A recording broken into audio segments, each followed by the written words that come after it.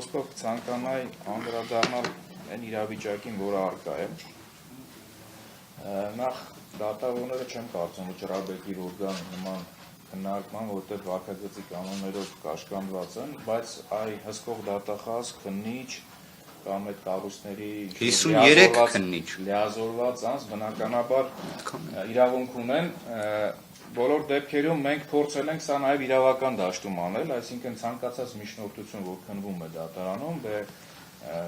կանոնը հետևյալն է, կալանքի միջնորդությունները քննվում են դռնփակ, բայց կողմը իրավունք ունի բարձրացնել դռնբաց քննարկելու հնարավորություն, բայց քննիչը եւ դատախազը որպես կանոն հրաժարվում, խուսափում են դրանից ու ունեն դրա օբյեկտիվ պատճառները, որովհետեւ այն ինչ որ տեղի է ունենում նիստերի դահլիճում, վստահեցնում եմ ձեզ, յուրաքանչյուր անկողմնակալ դիտորդի համար բավականին տպավորիչ է լինելու, թե սա ինչ մեղադրանք է, կոչինը կենսունակա թե ոչ, այս փողերի լվացման դեպքերը մի առանձին երևույթ են, որ քննիչի եւ հսկող դատախազի եզրահանգումները հասկանալու համար, չգիտեմ, երևի վերապատրաստում է պետք, որովհետեւ այդպես չի լինում։ Տրամաբանության կանոններից էլ են դուրս, ոչ միայն իրավաբանությունից։ Խաղով եմ ասում, բայց այդպես է։ Այ ինչու ենք մենք հաջողվել փողերի լվացման դեպքերով, որ դատարանները չեն կարողանում, չի ստացվում, օբյեկտիվորեն ֆիքսել հիմնավոր կասկածը։ Պատճառը դրա որն է։ Կարծում եմ, պատճառը նա է, որ մենք յուրաքանչյուր նիստով դատարաններին փորձում ենք ներկայացնել այն փաստարկները, որով նախաքննական մարմինը կամ վարույթի հանրային մասնակիցները փորձում են դատարանին ուղղակի մոլորեցնել։ Այս բառը մի քիչ տհաճ բառ է, բայց փաստ է։ Ընդ որում այդ մոլորեցման դեպքերը մեկ տասնյակից ավել են։ Կոնկրետ ցայտուն օրինակներ ենք ներկայացնել, որ հարգելի դատարան, տեսեք, այս մի բանը ասում է այսպես, դրա հիմքում որևէ փաստական տվյալ չկա։ Այս մի բանը գնահատում է այսպես, բայց այդ եզրահանգումը օբյեկտիվ չի։ Ու դրանք բազմաթիվ են։ Փառք Աստծո, մինչև այս վերջերս, մինչև Վճռաբեկ դատարանի հայտնի դատական ակտի նոյեմբերի 13-ին 4 դատավորի մենք կարողացել ենք դա համոզել։ 4 դատավոր, որովհետև նաև այս վերջին երկարաձգման միջնորդության ժամանակ քննիչը նույն այդ սցենարով, նույն ավանդույթ արդեն դարձած մոտեցմամբ բերում է նույն մեղադրանքները, նույն փաստարկները, նույնիսկ այն դեպքում, որ այդ փաստարկների վերաբերյալ նիստի ժամանակ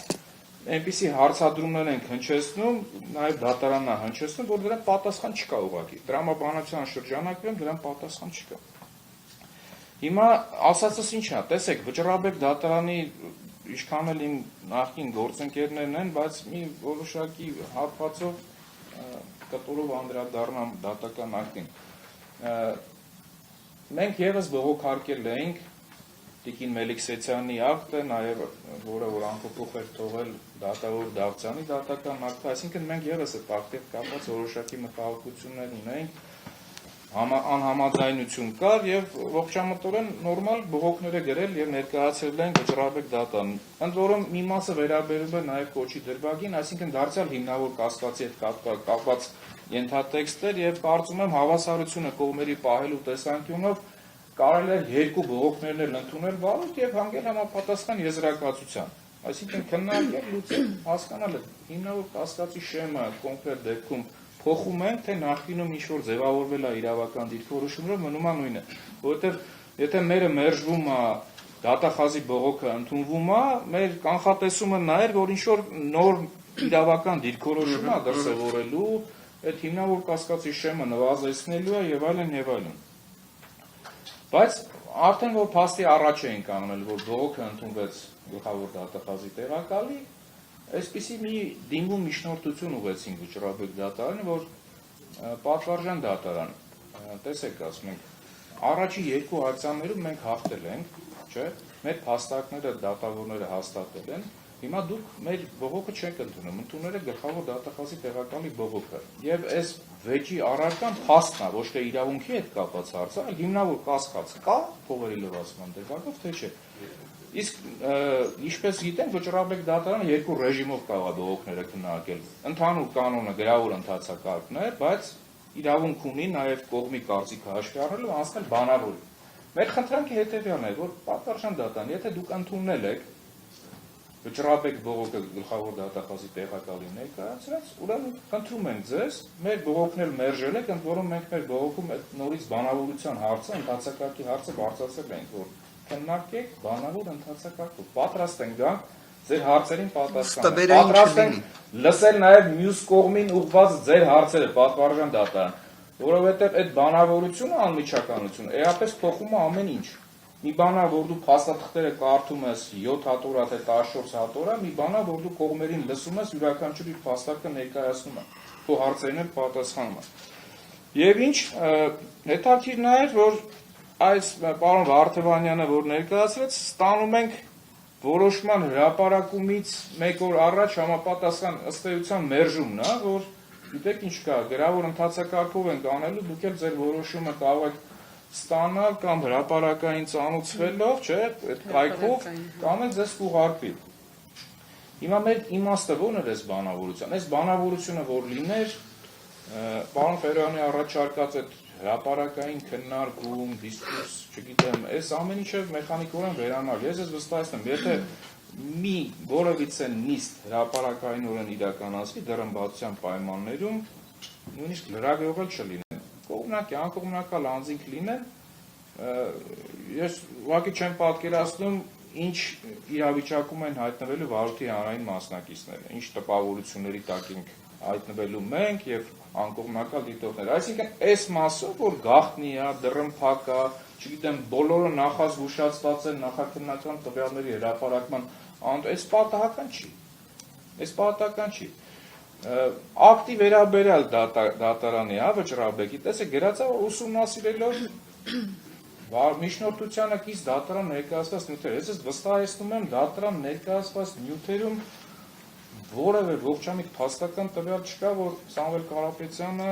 իրականացրել է կազմակերպչական կամ ղեկավարի ինչ-որ գործառույթներ կոնկրետ այդ իրավիճակում։ Տեսեք, այնտեղ կարծես թե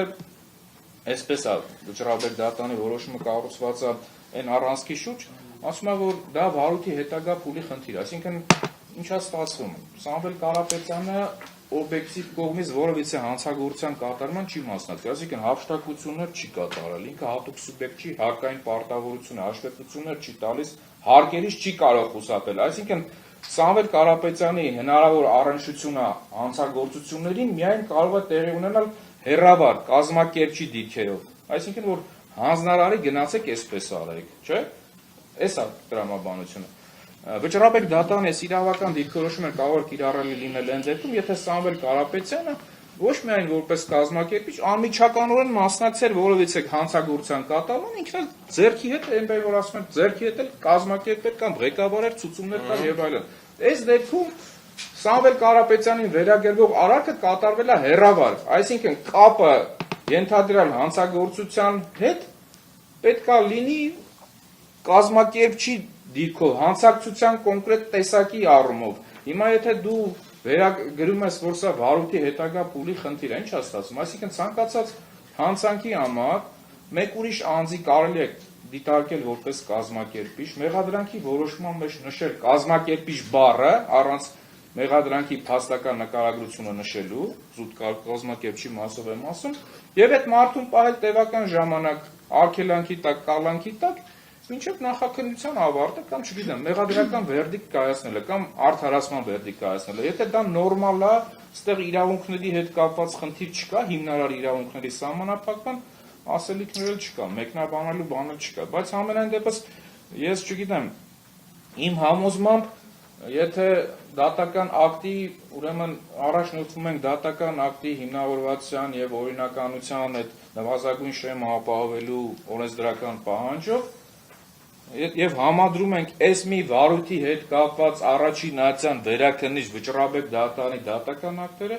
իմ համոզմամբ ստորադաս դատական ակցիաների դատական ակտերը առավել հիմնավորված ու պատճառաբանված է այս մասով,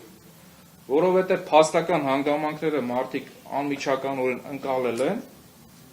հետազոտել են եւ գնահատել են, ինչը չենք նկատում վճռաբեկ դատարանի դատական ակտում։ Աբսուրդի դաշտից է, բայց հետ է, չգիտեմ, իրավիճակը դա է։ Ես շուտվանից այսպիսի այս որակի դատական ակտ պատճառաբանվածության եւ հիմնավորվածության մասով եմ ասում, ես չեմ նկատել։ Շուտ տարի 6 ամիս է փաստաբանական գործունեությամբ եմ զբաղվում, բայց ու նաև ինչն է խնդրահարույց, էլի կասկածելի նաև, որովհետև այդ կասկածելի հանգամանքները շատ են։ Տեսեք, Սամվել Կարապետյանը կալանքի տակ է։ Այդ ակտը, որ վիճարկվում էր Վերաքննիչի եւ Առաջինացյանի, կալանքի ժամկետը երկարաձգվել էր 2 ամսով։ Հիմա նման ակտի դեմ բերված բողոքը վարույթ ընդունելը ես չեմ կարողանում հասկանալ։ Ինչ նախադեպային դիրքորոշում չի փոխվել, ինչ-որ փաստական հանգամանք, փաստեր, նոր փաստ է հաստատել։ Նաև մենք մեզ դատարանը այնպիսի որոշում է կայացել, կարծես թե մեր դատավարական հակառակորդը լինի։ Ինչի համար եմ ասում, սա ոչ թե վերացական եմ ասում, այլ զուտ արձանագրում եմ։ Տեսեք, հղում է կատարվել փողերի լվացման եւ ահաբեկչության ֆինանսավորման դեմ պայքարի մասին Հայաստանի Հանրապետության օրենքի վրա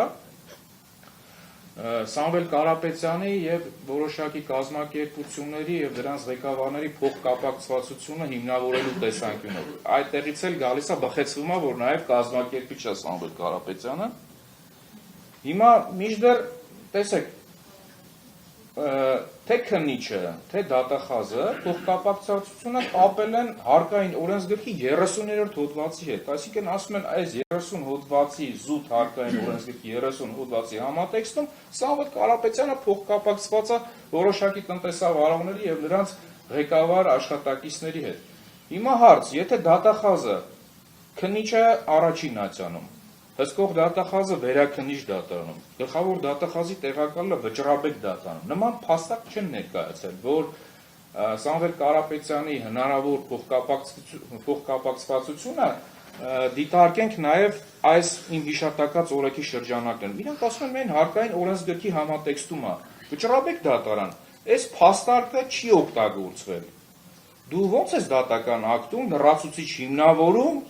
հսկող դատախազի այն փաստարկներն ու պատճառաբանությունները, որոնք հանգեցնում են համապատասխան դատական ակտը կայացնելու։ Ընդ որում ես ի գիտություն ասեմ, որ ի տարբերություն այլ բողոքների, հատուկ վերանայման բողոքի դեպքում ասում է բողոքի հիմքում պետք է դրվեն Առաջինացյանի դատարանում հետազոտված ապացույցները,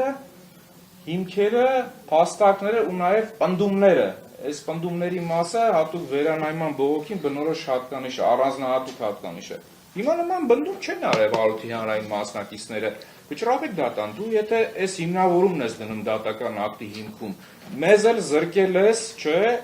այդ բանավորության կարգով այդ նիստին մասնակցելու, մեզ հարց չես ուղղել, որ մենք մեր պատասխանը ասենք։ Մենք սա ո՞նց հասկանանք, եթե ոչ որպես դատավարական հակառակորդ, այսինքն ակտի կայացում, որը ասոցացվում է մեր տեսանկյունով պաշտպանական կողմի, որ դատարանը գործել է ի վնաս մեզ։ Այդ որոշումը մեր համար, այսինքն անակնկալ է նաև այդ փաստարկի, այդ պատճառաբանության համատեքստում։